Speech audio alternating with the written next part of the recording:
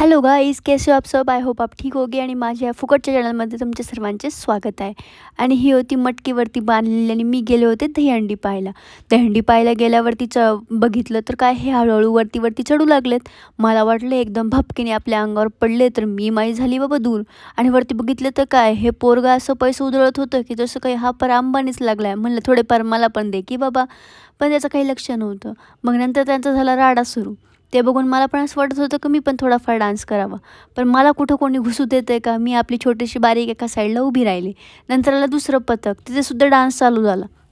त्याच्यानंतर मी वाट पाहत होते की बाबा दहीहंडी फोडा ना, मला घरी जायचं आहे. पाऊस आला तर उगाच फजिती-बिजिती व्हायची.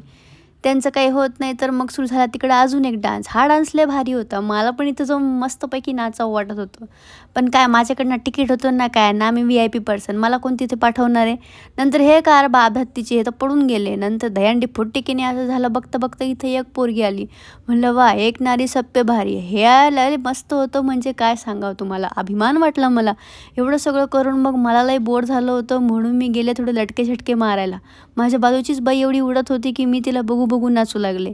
म्हटलं यार बरं झालं चांगली भेटली. आता पाऊस नको यावा म्हणजे झालं. आणि एवढं बोलताना माझे शुभशब्द पावसाने ऐकले आणि पाऊसा सुरू झाला.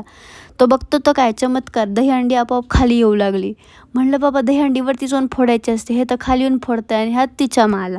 म्हटलं यार ही काय दहीहंडी भाई, मला तरी बोलवायचं असतं, मी तरी एक थर लावून दहीहंडी फोडली असती.